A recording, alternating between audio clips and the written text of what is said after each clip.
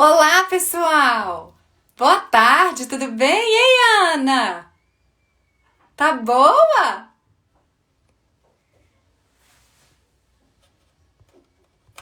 Como é que vocês estão? Estamos aqui esperando a professora Carla.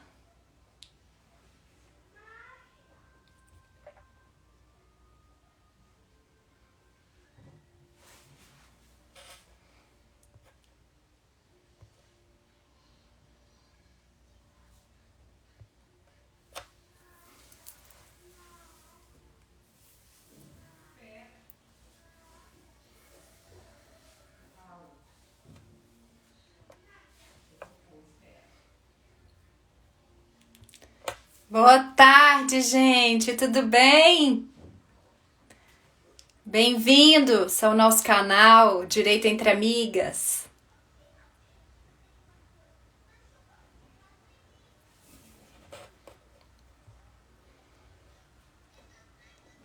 Estamos aguardando aqui a professora Carla.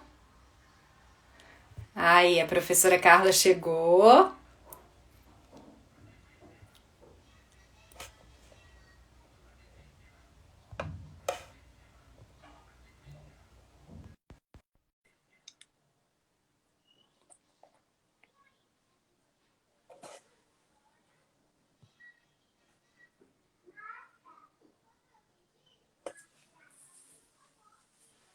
Ei, Carla, tá boa?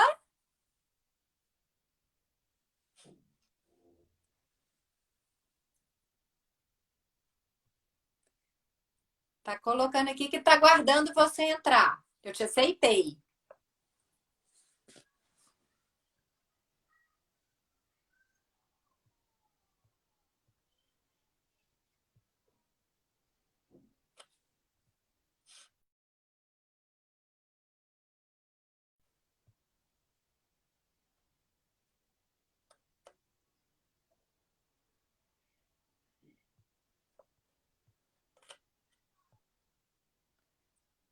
Você já tá me vendo, Carla?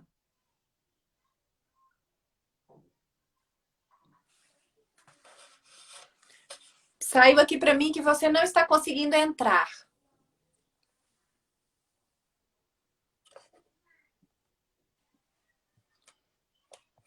Faz novamente o pedido.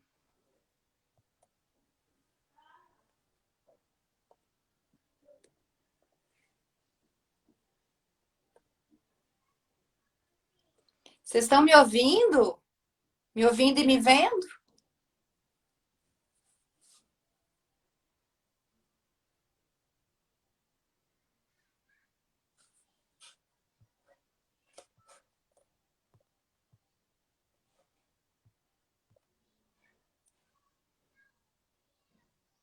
Sim? Legal. Então, Carla, faz para mim de novo o pedido para participar da live, que eu vou aceitar novamente.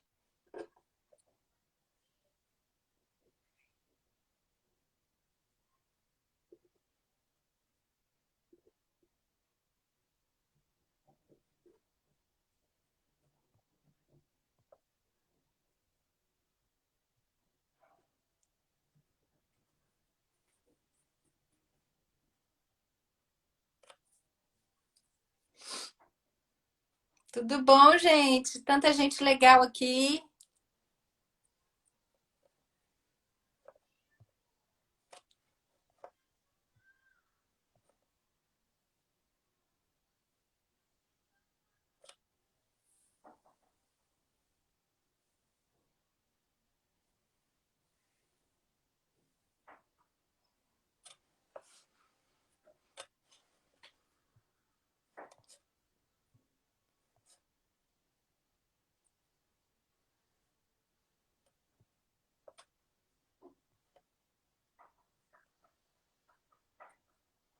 Tá bom, Franciele? Eu tô bem, e você? Ah, agora deu. Agora sim! É muita tecnologia, difícil. Ô, minha filha, todo mundo nessa hora quer falar Todo mundo. também. Tudo bem, Paulinha? Quanto Tudo tempo? jóia e você? Tudo bem também, Que bom te Gracinha. ter aqui com a gente, Ah, é um prazer para mim né? também. Um Ah, prazer então, ver vocês. pois é. Gente, já estamos aqui com várias pessoas na nossa live. Professora Carla Fenícia aceitou nosso convite para fazer uma live com a gente hoje de um assunto muito interessante, que é direito médico, né, Carla? Isso. Um tema muito atual, cheio de peculiaridades, né? E já estamos aqui com várias pessoas que estávamos Ó, aqui pessoa. esperando a sua chegada, viu? Eu agradeço Desculpa aí muito o a sua atraso, né? presença, viu?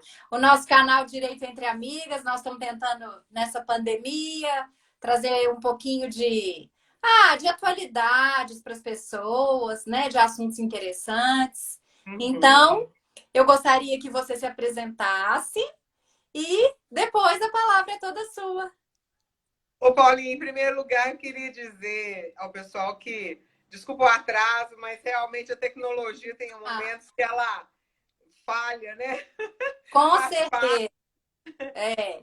E agradecer a vocês pela oportunidade da gente poder divulgar mais sobre esse tema, que é um tema novo, né? Vem tomando uma dimensão muito grande na nossa sociedade. E é interessante que as pessoas tenham conhecimento um pouco mais, né, do que envolve o direito médico e da Uhum. área de saúde também. Com Porque certeza. eu tomei a liberdade da gente poder falar a respeito também da área da saúde, porque quando a gente fala no direito de saúde ou no direito médico, pensa só no médico, né? E Sim. existem vários outros profissionais que também estão aí nessa área, precisando também de ter conhecimentos, né, sobre as suas responsabilidades, né, o ato de suas ações. Então, eu Sim. tomei a liberdade de preparar um processo histórico, né, começar a falar um pouco sobre o direito médico, já também mesclando com outras profissões, e eu vou explicar um pouco sobre a questão da medicina e depois nós vamos aprofundando também em outras áreas. Porque Uhum. quando a gente fala no direito médico, nós temos aí a certeza de que não é só o médico que está sendo envolvido, mas também a questão, por exemplo, os psicólogos, fisioterapeutas, enfermeiros, nutricionistas, educadores físicos, né? Uhum. E são pessoas também que estão aí na área da saúde, atuando, né? E também assumindo responsabilidades que às vezes nem saberiam ou nem têm conhecimento de que precisariam ter um certo cuidado. Então, nós Uhum. vamos começar a falar um pouco sobre a questão da medicina, e eu queria que vocês tivessem toda a liberdade possível para me interromper ou avisar quando tiver o tempo acabando, que você sabe, Sim. professor, quando começa a falar, né? Eu vou falar um pouquinho sobre mim, só para que o pessoal me conheça, né? Eu Sim. sou Por professora favor. da área, professora também de ensino médio, né? E trabalho na área também na área do direito e sou especialista em direito médico e agora tentando aí umas disciplinas na UFMG para tentar um doutorado no direito médico. E tenho também graduação no curso de letras, em que eu desenvolvi o mestrado na área de linguagens e sexualidade. E agora estou desenvolvendo aí um outro mestrado na área de tecnologia de informação na Universidade da Flórida, tentando encaixar no novo normal. Com certeza. Né? Esse novo normal é agora. É, ele é Não que tem vai como ser. correr dele, não. Tem não, vai ser um desafio interessante, né? É. Mas vamos falar um pouquinho, então, dessa questão do direito médico inicialmente.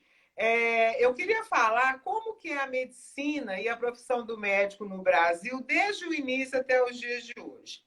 Eu acho interessante que essa parte histórica ela é meio instigante, né?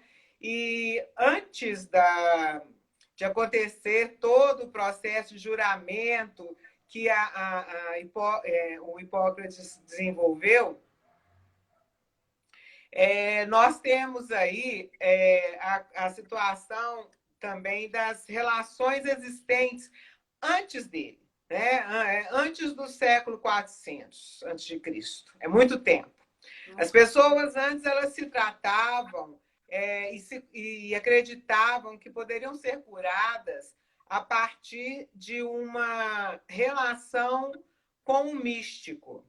Então, durante muito tempo, os sacerdotes, principalmente na Babilônia, depois de alguns anos, ele conseguia fazer com que tudo que uma pessoa sentisse fosse corrigida, vamos dizer assim, através da oração. E aí eles começavam a perceber na cabeça deles que se um epiléptico estava dando ali um ataque de epilepsia, e eles não sabiam o que era epilepsia, né? Então ele estaria domado pelo demônio. E aí chamava-se o sacerdote para que ele pudesse desenvolver ali a cura desse indivíduo, né? E vários rituais eram feitos em vários países, não só na Babilônia. Eu citei a Babilônia para poder mostrar como que essa relação com o sacerdócio acaba acontecendo de forma quase que milagrosa, né? Bom, o tempo passa e, com o decorrer do tempo, os gregos começam a não aceitar mais essa definição de tratamento pelos sacerdotes. E aí eles começam a estudar as enfermidades e o porquê que as doenças surgiam a partir da filosofia, que chega até eles a partir das grandes navegações. E quando isso acontece, né, já desenvolvendo aí um certo estudo, né, maior, surge então o Hipócrates, que tenta afastar a filosofia e trazer para o médico a noção da avaliação do paciente. E aí começa todo o processo. É lógico que eu resumi, falei de uma maneira bem genérica, porque nós não temos tempo. Na verdade, é um assunto que daria aí um semestre, né? Sim. Mas não havendo muito tempo, a gente vai dando uma resumida só para situar o pessoal também Sim. de como é que as coisas aconteceram. Quando Hipócrates começa, então, a observar que as pessoas estavam adoecendo em determinadas regiões por determinados motivos. Então, por exemplo, ele ia a uma região em que tivesse muito calor e ali as pessoas desenvolviam determinado tipo de enfermidade porque ele observava que a água que eles tomavam, que a alimentação e que o próprio clima provocava neles aquela enfermidade.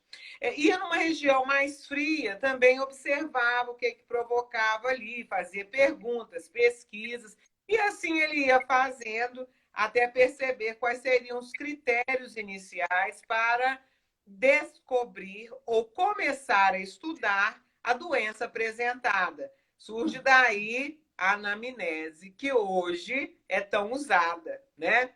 Bom, dentre essas coisas, nós temos aí também, na medicina, o símbolo da medicina, que é aquele cajado com a cobra enrolada nele, né?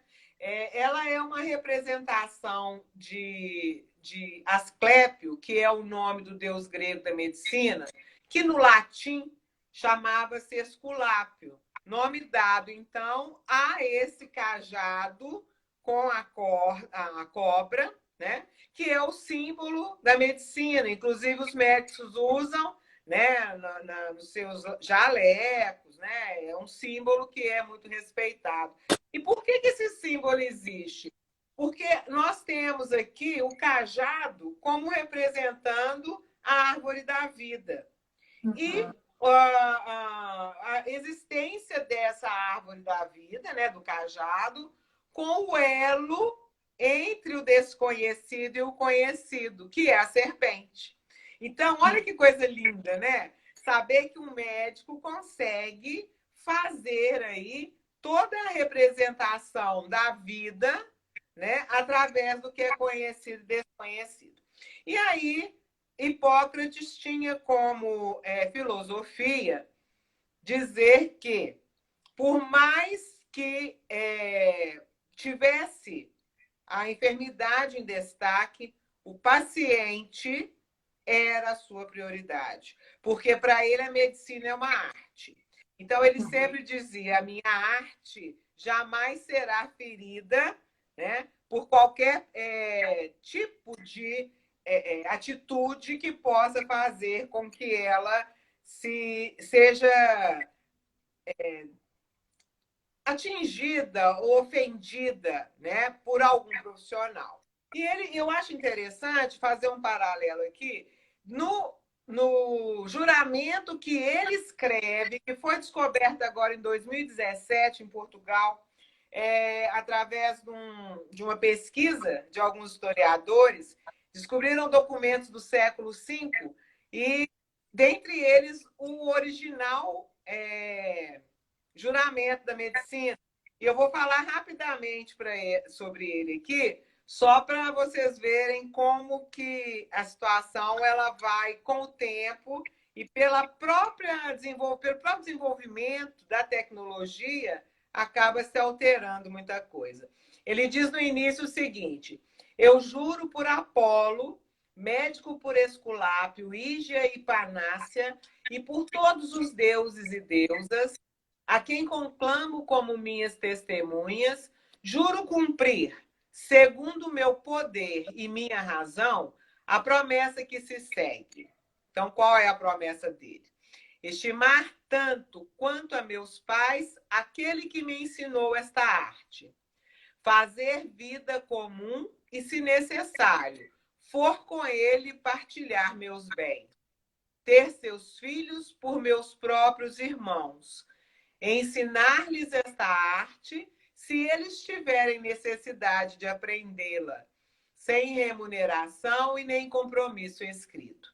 Fazer participar dos preceitos, das lições e de compromisso e de todo o resto do ensino, meus filhos, os de meu mestre e os discípulos inscritos segundo os regulamentos da profissão, porém só a estes. Aplicarei os regimes para o bem do doente, segundo o meu poder e entendimento, nunca para causar dano ou mal a alguém. A ninguém darei por comprazer, nem remédio mortal, nem um conselho que induz à perda.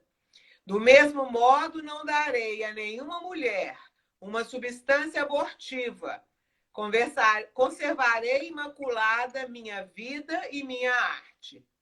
Não praticarei a talha, o corte, né, a cirurgia, mesmo sobre um calculoso confirmado. Deixarei essa operação aos práticos que disso cuidam. Em toda a casa, aí entrarei para o bem dos doentes, mantendo-me longe de todo dano voluntário e de toda a sedução, sobretudo longe dos prazeres do amor com as mulheres, ou com os homens livres ou escravizados.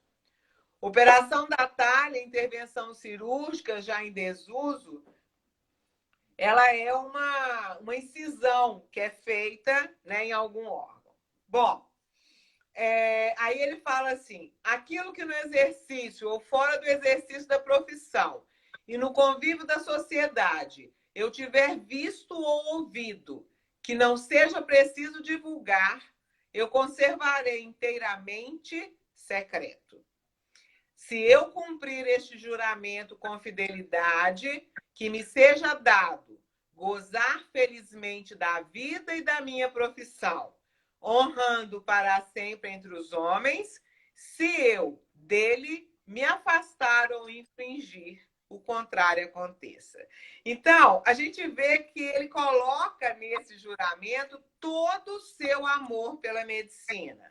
O tempo passa e as coisas evoluem, e inclusive o juramento diminui.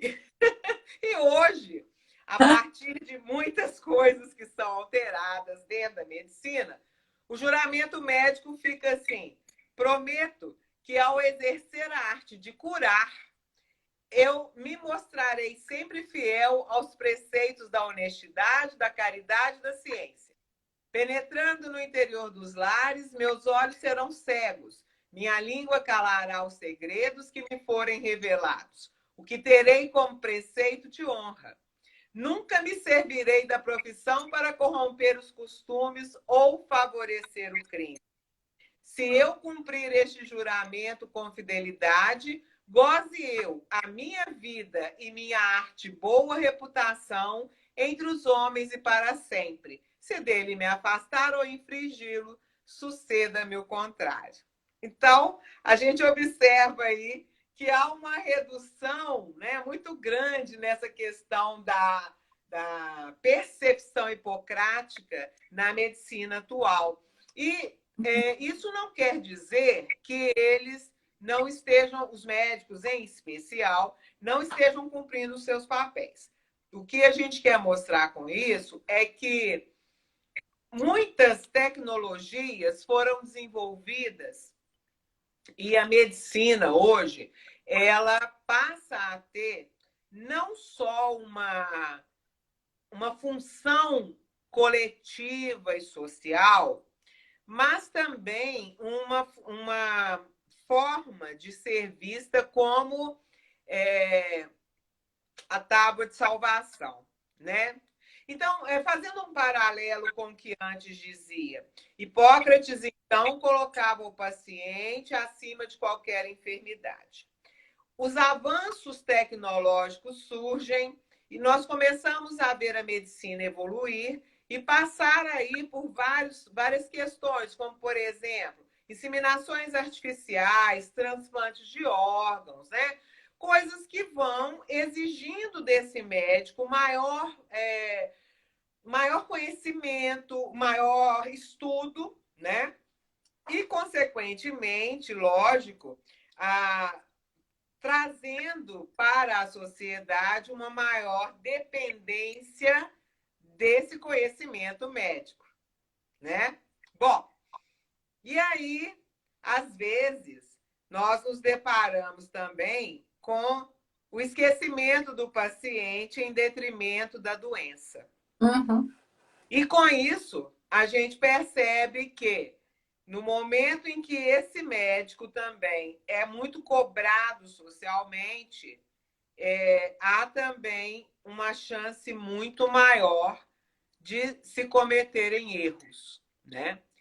E erros que nós podemos, em primeiro lugar, avaliar de forma até muito de forma fria, né? Bem calculista, e dizer o seguinte: nós temos o hábito de qualquer coisa que não dá certo dentro da medicina ou da área da enfermagem, da fisioterapia, ou mesmo de um procedimento de um educador físico, né? Numa academia, da gente sempre buscar o judiciário para tomar as providências cabíveis em relação à defesa dos nossos direitos, né?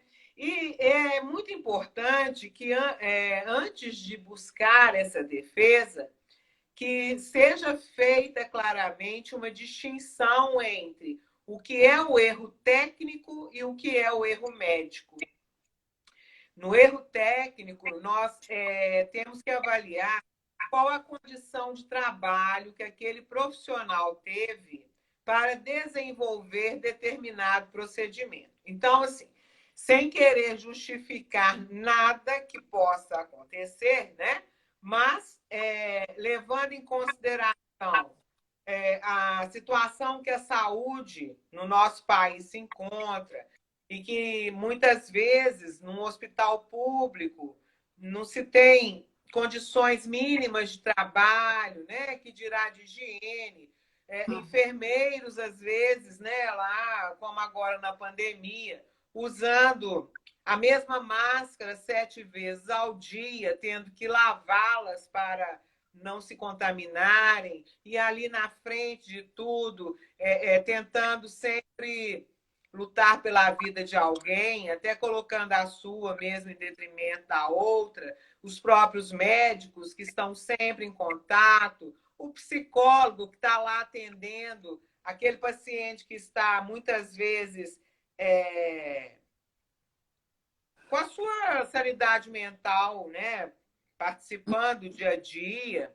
Então, todo esse pessoal fica muito à mercê de tudo isso, né? E a gente observa que, mesmo com essas condições precárias de trabalho, acontecem erros, às vezes, que muitas pessoas consideram como erro médico e é um erro técnico. Então, eu vou dar um exemplo aqui que pode, às vezes, chocar muitas pessoas ao ouvir, mas que acontece e que é uma coisa que, se você for olhar em função da grandiosidade do ato, é mínima. Quer ver uma coisa? Eu quebrei o meu joelho. Aí eu fui para o hospital e o médico fala comigo assim, Carla, você terá que fazer uma cirurgia, porque além de você ter quebrado, na ressonância, nós vimos que você está com uma massa, para quem não tem o hábito de entender o que é massa, o senso comum a gente chama de tumor, né? Falando claramente. E nós descobrimos um tumor no seu joelho, então nós vamos precisar fazer aí uma inserção maior no seu joelho através de uma cirurgia. Então, prepara-se todo lá a sala de cirurgia, me levam para fazer.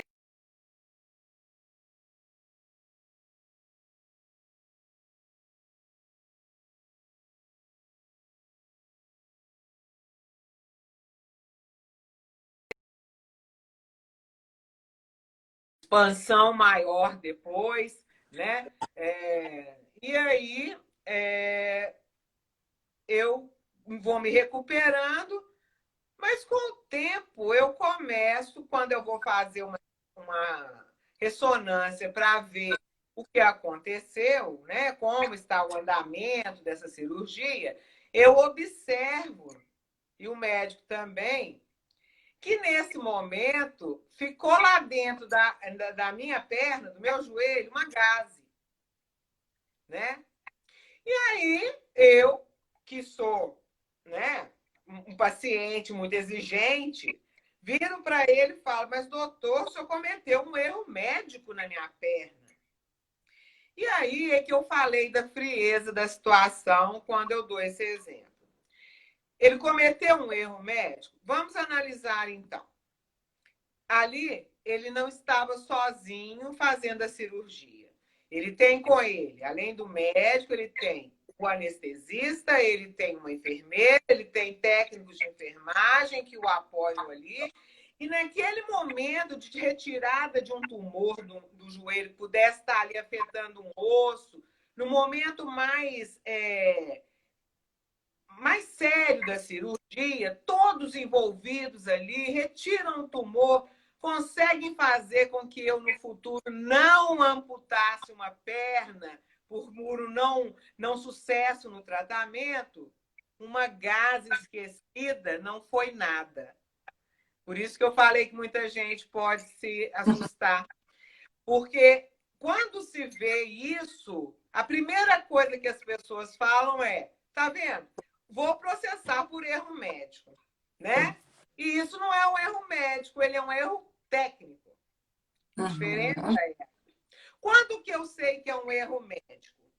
quando este médico e qualquer outro profissional da área de saúde comete aí alguns dos nossos pressupostos, né, da responsabilidade civil.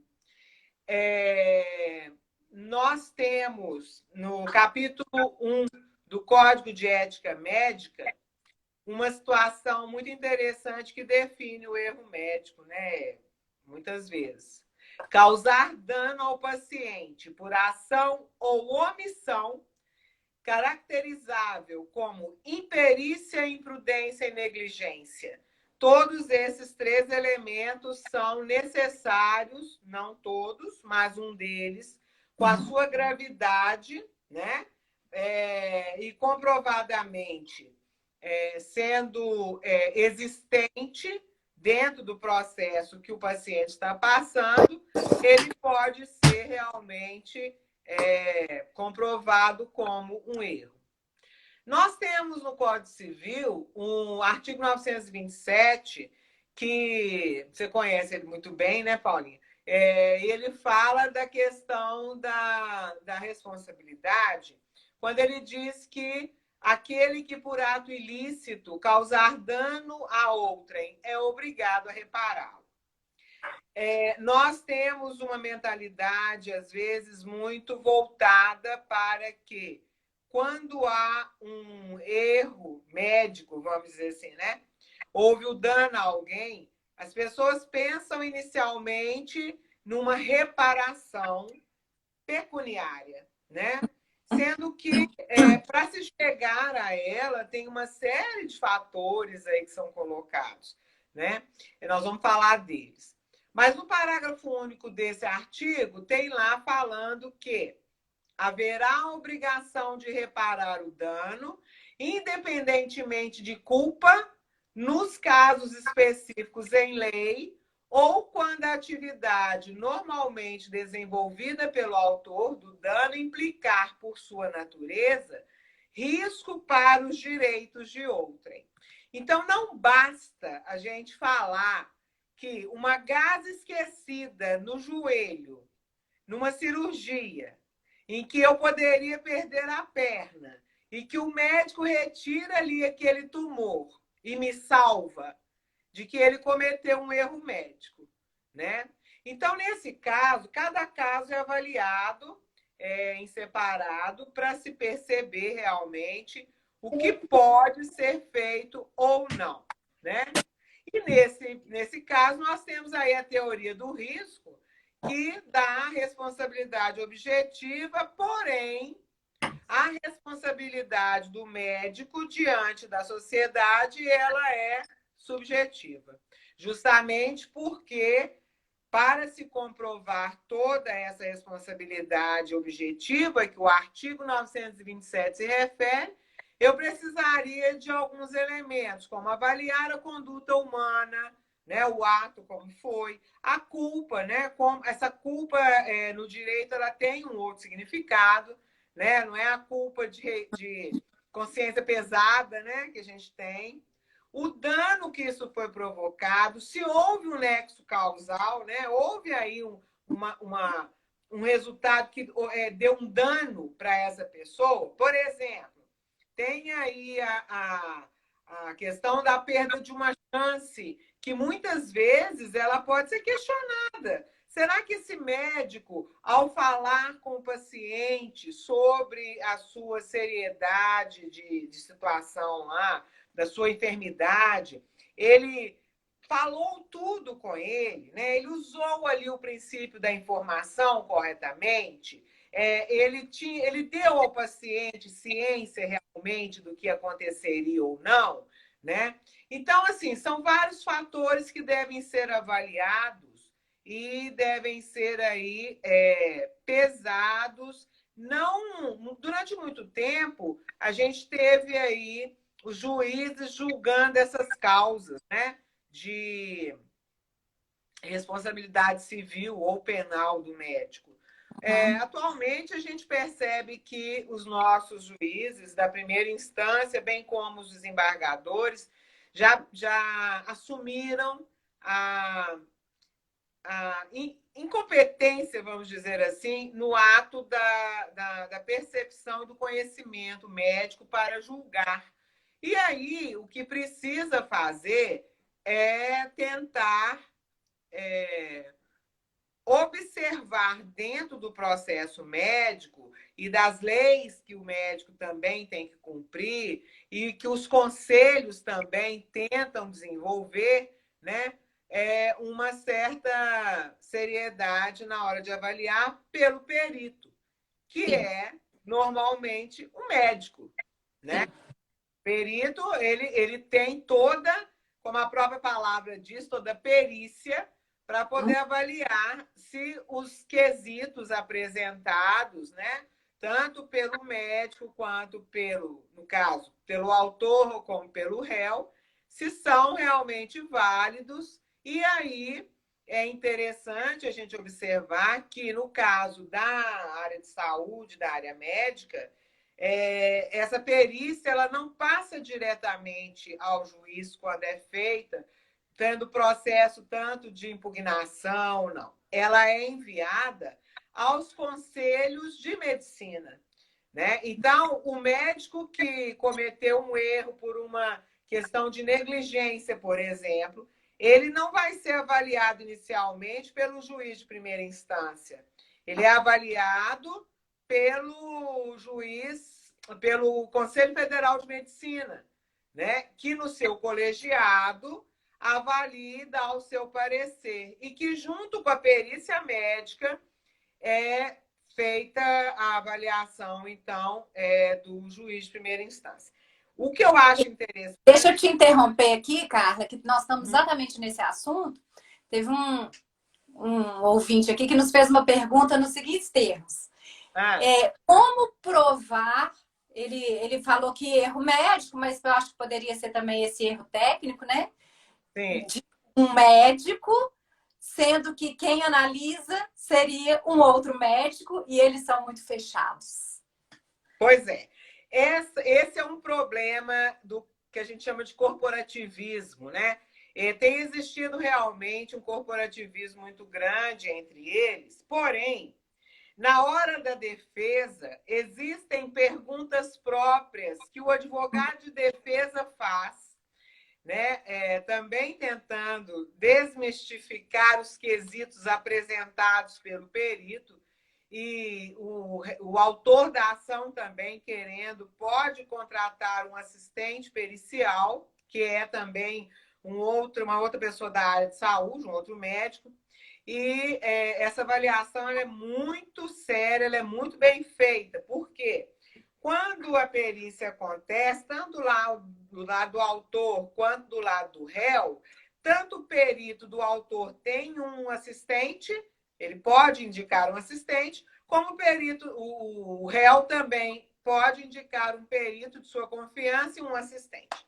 Bom, quando ele vai para o Conselho Federal de Medicina, muitas coisas realmente são ditas que não aconteceram, né? É normal, isso aí, qualquer categoria que a gente for ver, vai acontecer isso. Cabe ao advogado nessa hora, e aí entra uma coisa muito importante, que é dizer o seguinte: o advogado civilista apenas, por exemplo, ou um penalista apenas, que não tenha o conhecimento específico do que é o direito médico, do que é o direito da saúde, né?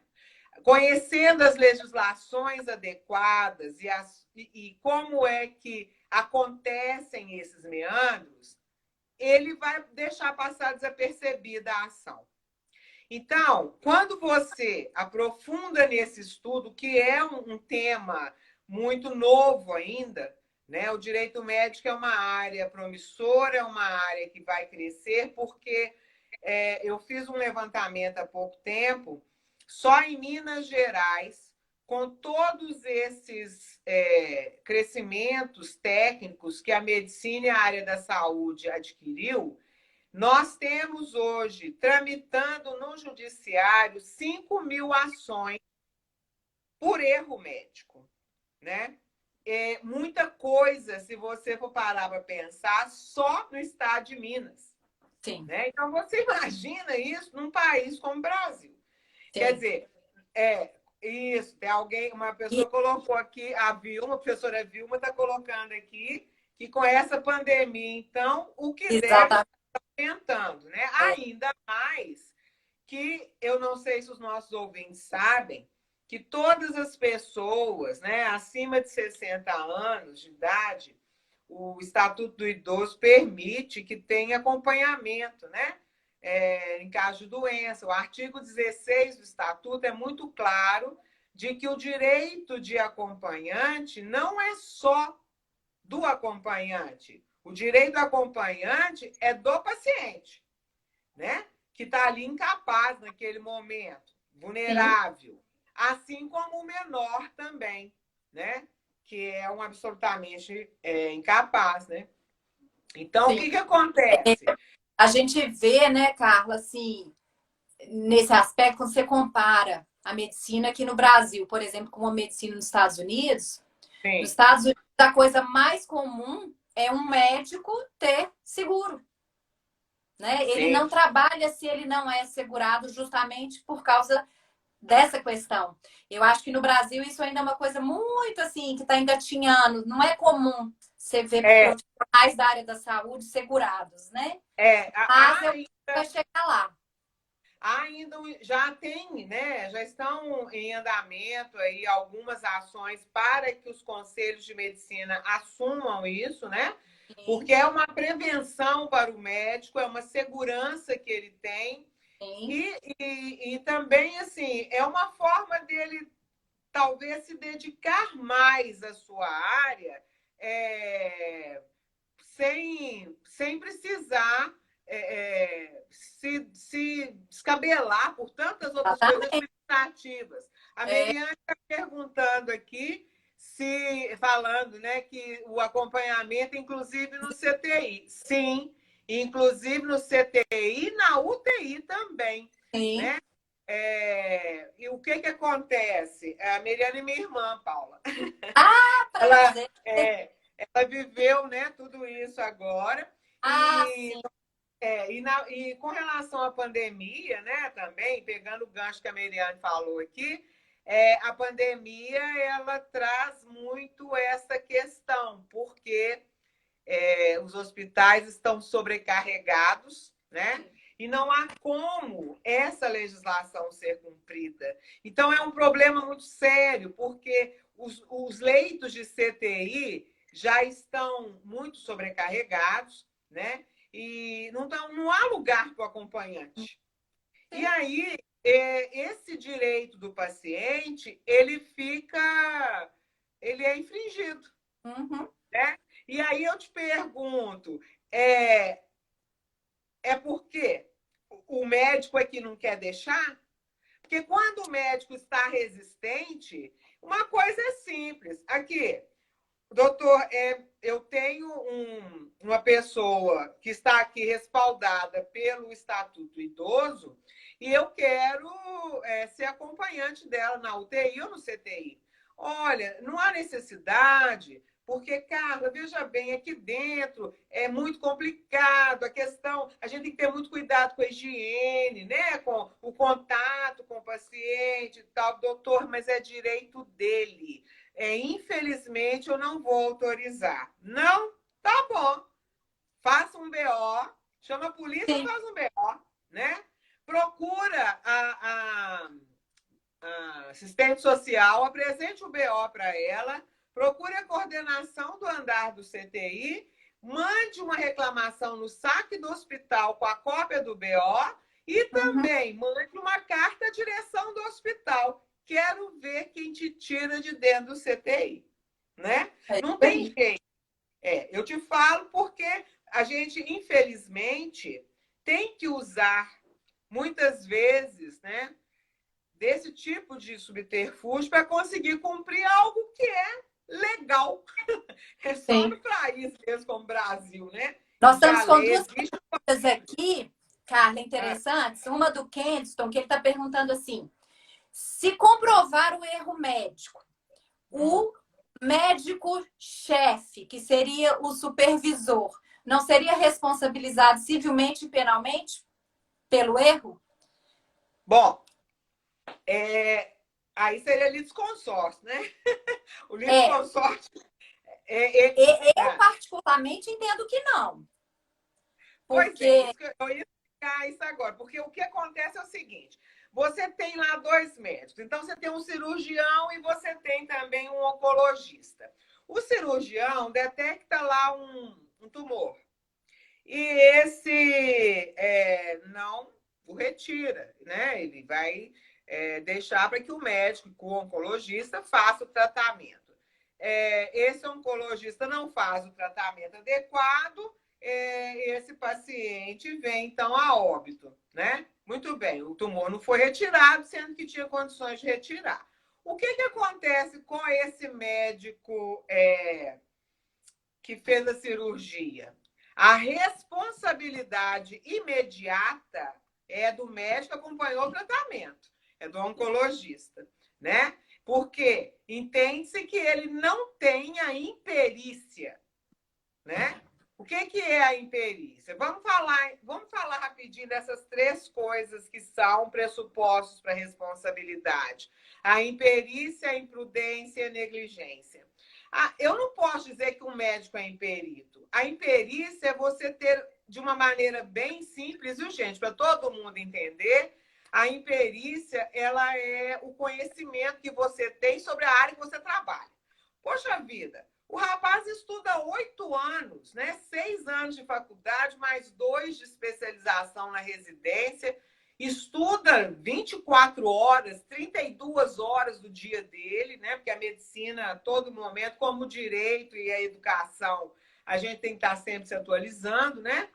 E eu vou falar que esse cara é imperito? Não. Se ele fosse imperito, ele não teria, primeiro, o seu CRM. Então, ele conhece do que ele estudou. Então, a imperícia é descartada. Ele foi imprudente? Pode ter sido. Ele foi negligente? Pode. Qual que difere uma da outra? Na imprudência, ele pode ter tomado aí uma atitude, por exemplo, que não tenha sido satisfatória ao atendimento daquele paciente. E ele pode ter sido negligente, talvez, pela omissão, né? Justamente por não ter feito nada em relação àquele caso. E aí, a responsabilidade acaba acontecendo porque esse médico ele pode provocar nesse paciente o que nós falamos agora mesmo, além de um dano, né, de um nexo causal bem marcado, a perda de uma chance, né? Vamos supor aí que o médico que operou o meu joelho, que tirou um tumor que eu falei anteriormente, né, que me impediu de amputar uma perna, talvez, por ter este carcinoma, né? Aumentado aí pelos meus ossos afora, a ponto de me cortando toda, e esqueceu uma gase, que, na verdade, isso não é nada em relação ao que restante poderia acontecer, né? Mas ele fizesse isso, por exemplo, comigo, né? Ele fez isso comigo e eu pretendia ser uma excelente bailarina. Então, no momento em que ele se preocupasse a retirar a gase, ao invés de retirar o tumor e seguir os protocolos de tratamento e me provocasse esse dano maior, ele poderia estar impedindo que eu pudesse seguir a minha carreira de dançarina, né? Então, assim, essas questões, elas são muito avaliadas também no sentido de vir a acarretar ao... E é por isso que a gente tem que observar bem o que a medicina chama de erro médico, né? E o que o senso comum chama de erro médico, enquanto há confusão aí com o erro técnico, né? Então, eu vou responder para o rapaz que perguntou sobre a negligência. Mais adiante um pouquinho, eu vou mostrar para ele algumas questões que ele vai poder avaliar, mas eu quero retomar aqui, como é que ele chama? Keynestone. Ok, Edson? Daqui a pouquinho nós vamos voltar na sua pergunta aí, tá? O que eu quero voltar aqui é só para falar do seguinte: quanto tempo você tem para reclamar, né, essa situação que você considera uma situação indenizatória dentro das legislações, né? A gente tem aqui, dentro do Código Civil, 3 anos, né, para fazer essa reclamação. Nós temos aqui, pelo Código de Defesa do Consumidor, 5 anos, e, de acordo com os julgados do STJ, nós podemos ter aí até 10 anos. E é importante lembrar que, no caso do menor, né, do absolutamente capaz, abaixo de 18 anos, né, de 16, no caso do estatuto, né, faltou a palavra aqui. Me ajuda aí, Paulinho. Estatuto da Criança e Adolescente? Hã? É o ECA? Não. O estatuto que fala da responsabilidade civil lá da incapacidade, esqueci o nome. Para o incapaz, as pessoas acham também que podem seguir esse prazo da pretensão indenizatória. O que acontece é que, para o incapaz, não existe esse prazo até que ele complete 18 anos. Então, quando ele completar 18 anos, o prazo dele reclamar acaba, porque aí ele deixa de ser incapaz, né? Ele passa a ser um indivíduo civilmente capaz de responder, inclusive, por todas as suas práticas, né, sociais. Uhum. E aí, a gente tem também, né, um outro elemento que deixa as pessoas muito vulneráveis, às vezes, nos hospitais. E aí eu falo para todas as áreas novamente, não é só na questão do médico, para a fisioterapia, para a psicologia, para a nutricionista, para a enfermagem, todas as áreas, que é o termo de consentimento livre e esclarecido, conhecido também como TCLE. O que quer dizer isso, Carlos? Esse termo, ele é um termo que o médico ele entrega ao paciente que está ali acamado. Imagine um menor, né, um absolutamente incapaz, que está ali sofrendo, sem condições de resolver alguma coisa em relação à sua saúde, mas ele tem lá o seu tutor, né? E o médico dá a ele um documento. Vai fazer uma cirurgia na porta do bloco cirúrgico. Ele vira e fala assim: aqui, você tem que assinar aqui, ó, para poder fazer. Mas não explica o que é, né? Ele entra no hospital, na portaria, o tutor dele já tem que, às vezes, assinar um documento ali falando que o que acontecer dentro do hospital, o hospital não se responsabiliza. Ora, como não? Né? Nós temos aqui que observar o seguinte: em especial, o TCLE, ele vai trabalhar não só com a questão do consentimento, mas isso não retira de quem praticar qualquer procedimento a culpa. O fato de eu assinar na porta de um bloco cirúrgico que eu autorizo aquela cirurgia, que eu estou dizendo que eu não sou alérgica a nada, não retira daquele médico ou daquele profissional da saúde a responsabilidade. Isso não quer dizer nada. Em resumo, papel não serve para nada, né? É igualzinho o papel de estacionamento, quando você para seu carro, recebe. Não responsabilidade, é mesma coisa, né? Não vale nada. Coisa. Como que não? Então você deixa o seu carro no estacionamento de um shopping, você sai, ele está todo amassado, todo riscado, e aí A súmula do STJ não faz sentido? Sim. O estacionamento não é responsável? Lógico que é, né? A mesma forma é o paciente. Quando ele entra para um hospital, como diz, né? Eu acho essa palavra fantástica. Quando ele entra para um nosocômio, nosocômio, ele está a partir do momento que adentrou ali, a responsabilidade é, no caso, no plano do hospital particular, que tem convênio, ou um hospital particular, né? No caso do particular do hospital, no caso do convênio, né? O convênio responde se esse médico tiver vínculo empregatício com o hospital, porque muitas vezes acontece o seguinte: o médico, às vezes, faz a cirurgia num determinado local, mas ele não tem vínculo empregatício ali. Então, neste caso, a responsabilidade não é do hospital onde ele praticou o procedimento. A responsabilidade é única e exclusiva dele, né, médico. Bom, além disso, ele tem também no hospital público, por exemplo, a salvaguarda do Estado, né, que é também o seu tutor, aí, vamos dizer, né? Tem toda a proteção que deveria dar a ele. E aí a responsabilidade cabe a um desses elementos.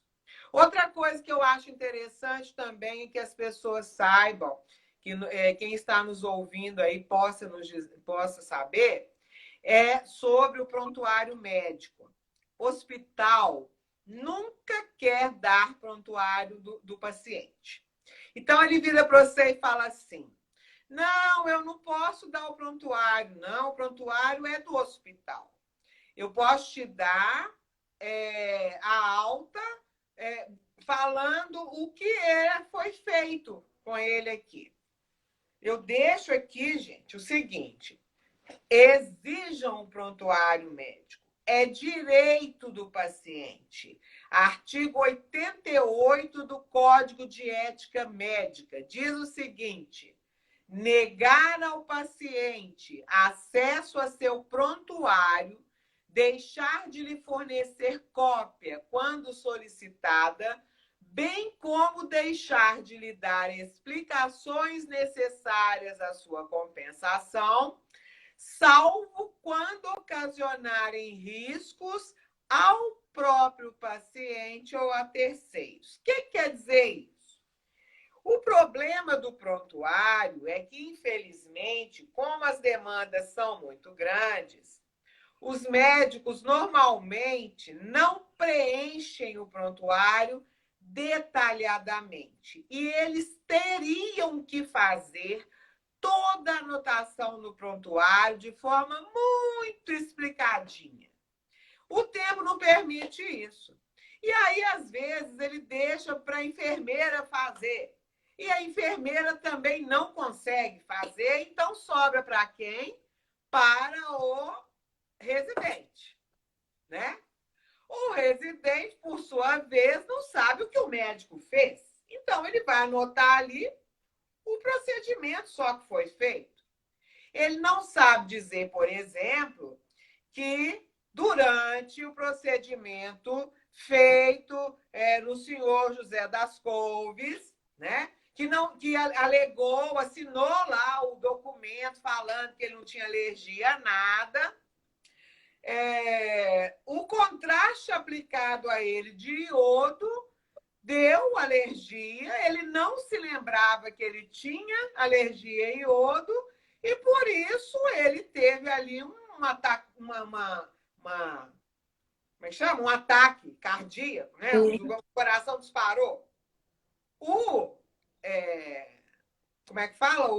Carla, eu vou te pedir, nós estamos com 1 minuto, viu? Nossa, passa rápido.